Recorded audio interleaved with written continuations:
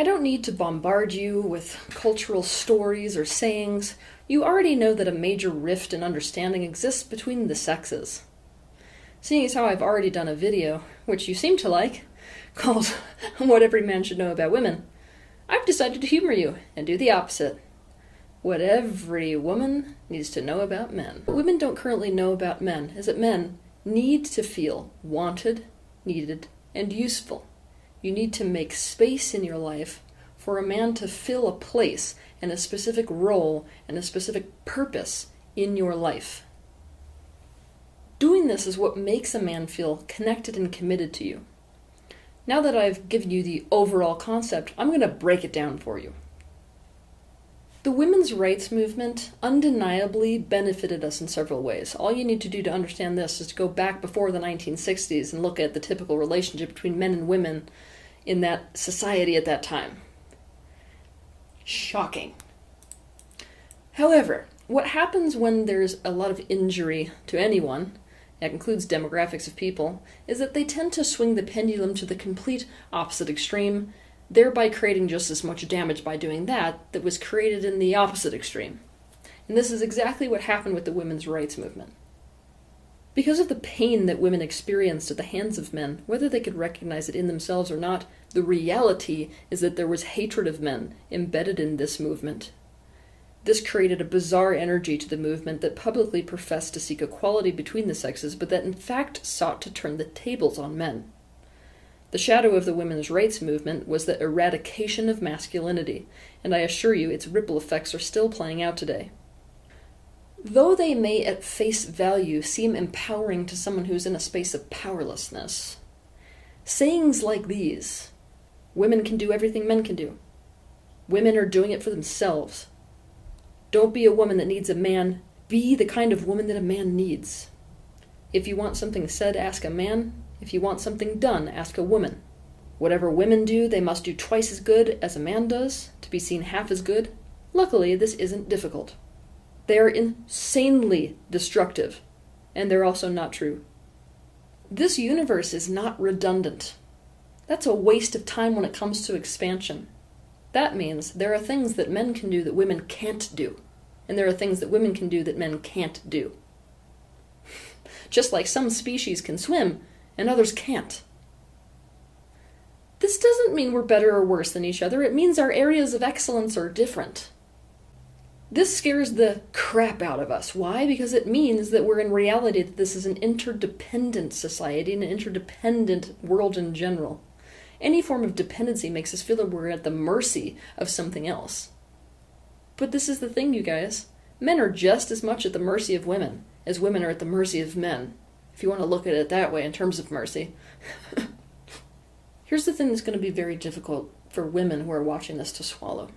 If you approach the topic of gender with this type of mentality, that we're all equal, that we can do it just as much as men can do it, that anything they can do, we can do, this sort of attitude, you're in fact shooting yourself right in the foot.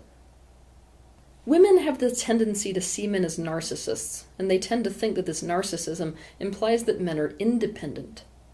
Men are not independent. They need connection and a social group, just like women do. They thrive when they fit into a social group in a symbiotic way. They need to feel useful and therefore needed and therefore wanted. In fact, their self-esteem is primarily about this, and men love to take responsibility where it serves their self-esteem to do so. Men subconsciously define their worth based on the reflection they get about what they do for others. The message that women are giving to men nowadays is the exact opposite of this. Women mistake a man having a real place and purpose in their lives as a slippery slope into powerless dependence. Women mistake a man opening doors for them as an insult about their capability. Women mistake male leadership for control, and because of this, instead of making space for a man in their lives, women continually remind them that they are not needed. This becomes a serious mixed message, and it puts men in a lose-lose.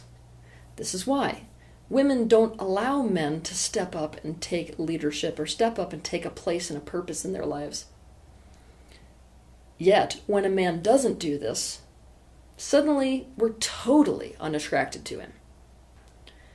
Basically, what we're doing with these messages is putting men in a position to become passive. I don't know if you've noticed yet, but men in the world today, the modern world, are becoming extremely passive. And this is not something that women can be sexually attracted to. So here we are shooting ourselves in the foot. We're creating the very thing that we now have no purpose for in our lives. When we do this to a man, what happens is we lose complete respect for him. And in this state of passivity, he becomes more like another child for us to have to take care of. When anyone gets put into a lose-lose, they tend to become rebellious. They try to find some third option where they can gain some kind of power. Now, the way that men go about doing this is by throwing up their hands. The attitude that men have when we put them in this lose-lose is, all right, fine, do it all yourself then. Let's see how well it goes for you. Potentially the best example of this behavior can be seen by the character Richard in the movie Blue Lagoon. It is this dynamic that's led to the burnout that women experience today. In the post-feminist era, they now have to do and be all things to all people. This was never how it was supposed to be within the human species. Many women today are questioning what the point of men really is. And when women begin to take on this attitude, they become the ones that begin to objectify men. This is a terrifying form of turning the tables. Having said all of this, there's one thing that women do have to understand about this need and this thing they don't understand about men. And it's that a man does not want to be needed and wanted and valued for what he isn't, any more than you do. I do have to say that intimacy phobia acts like a mask that covers over authenticity. So sometimes intimacy phobia is genuinely the problem here. However, when women are often describing that the men in their lives are calling them needy for things that they want their men to fulfill in life, what's actually happening here is that a woman is refusing to look at incompatibility. In other words, when women experience resistance from their male partners when they state their needs, they're experiencing this because they're not selecting compatible partners. I'm going to take the risk of using an object in this upcoming metaphor to illustrate this idea for you. Keep in mind, this is not me objectifying men. What this is me using a metaphor to try to explain what I'm trying to get at here. All men are different. Even though you will see some core traits that are inherent in masculinity itself, and therefore you will see it shining through every man. Just like every woman is a unique expression of divine feminine, every man is a unique expression of divine masculine. Because of this, all of them are like different makes and models of cars. A woman who is a family-oriented woman would not be happy if she bought herself a sports car. For some men, demanding that the way they would be needed and valued by you is if they could be a certain way is no different than telling a sports car that it needs to become a minivan and will only be valued if it does this. When incompatibility exists, what a woman usually does is completely ignore this fact and instead slide down the slippery slope into constant criticism. What women are thinking when they're doing this is that criticizing a man is going to get him to change from a sports car into a minivan, for example. But it's never going to work.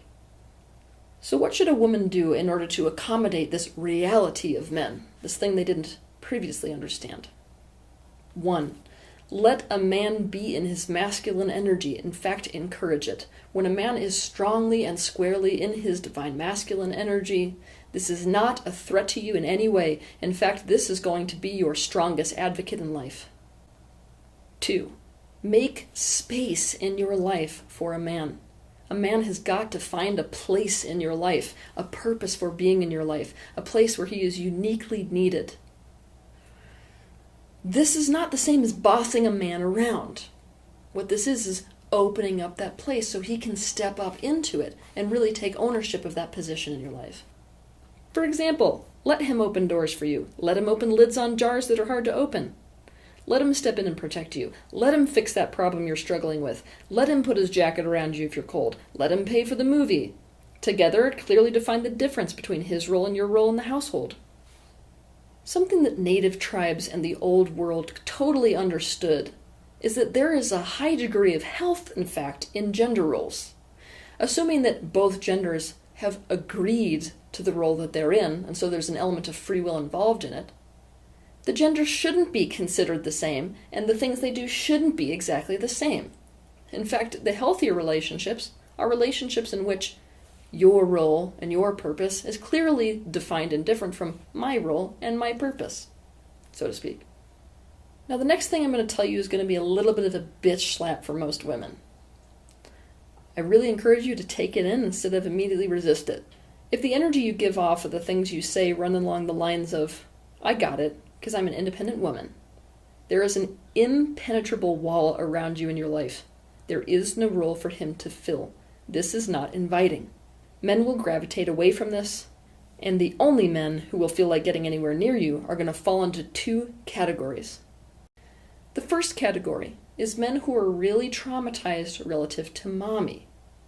Now, these type of men see how independent and in control and how you don't need anything from him, and they love it. Why? Because they actually want to be taken care of. This is your surefire way to end up with more than 1 or 2 or 3 children. Your spouse will be a child as well. The second category of men is men who also experienced trauma in their lives that caused them to love the sensation of the power of taming a wild horse. These men are highly dangerous because they're going to love the challenge of subduing you. They're going to look at one of these independent freedom fighter type of women and say, all right, I'm going to beat her into submission. I'm going to do it mentally, emotionally, physically, or all three. 3. This next point that I'm about to make has absolutely nothing with whether or not it's okay for you to be upset with your partner. It's okay to be upset and be dissatisfied. But when it comes to men, you have to be incredibly careful of these 3 things: criticism, nagging, and manipulation.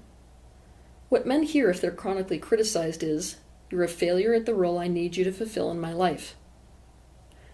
They also need to know specifically what you want instead of what they are doing. They also need to know specifically what you want instead of what they're doing, not just get the message that they're doing something wrong. And remember that if it feels like you're constantly criticizing a man in your life and constantly nagging, you may just be ignoring incompatibility and trying to turn a sports car into a minivan. For a lot of historical reasons and current societal reasons, women tend to use manipulation to get the men in their lives to do what they want to do. This is only going to backfire. When you're manipulating, you're forcing a man to do what you need and to be what you need. You're not opening up the space so he can become that, or opening the space so that a man who actually is that can step into your life. Anyone who feels forced to do something is ultimately going to end up hating you. That's just how it's going to work. So, what should you do to the opposite of these things that I've just said? Give positive feedback for a man's importance in your life and for the needs and the important role that he's doing a great job fulfilling. 4. Men are incredibly straightforward compared to women. Yet again, there's a lot of historical and current societal reasons why that women have been trained to do this, but women have been trained to not be straightforward, and this really backfires on you in relationships with men. Women are trained to manipulate through passive aggression and drop hints and cues and never assert their needs. They're trained that anything else makes them a bitch. The thing is, men do not understand this behavior. They don't get it, you guys. Now, even though a man can practice attuning, it's unlikely that he's ever going to be able to read your mind. This means your best bet at having a good relationship with a man is to be straightforward as hell. Here's what I mean by that. If you need attention, don't drop subtle hints and get passive aggressive. Tell him, I need some attention right now. This means, if he's doing something you hate in bed, don't fake an orgasm just so it can be over. Show him what you want him to do specifically instead. If he does something you don't like, don't act passive-aggressive and storm out of the house or punish him for it later. Look at him in the face and say, I don't like this thing you're doing. This is why I don't like it. Could you do this thing instead, please? I know that those of you who are trained to be such good little girls are really going to be resistant to this. But the thing is, it is such a relief to a man when a woman is straightforward.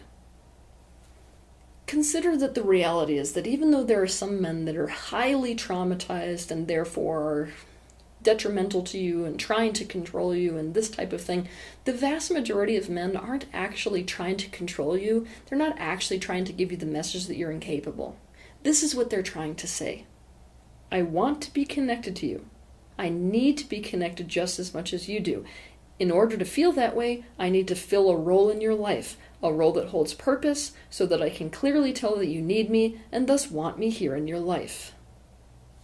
If you want a healthy relationship with a man, you would do well to actually make sure that whoever you are with is compatible to you in that who he is and the things he naturally does actually do fulfill a very important role and purpose in your life, and a much needed one.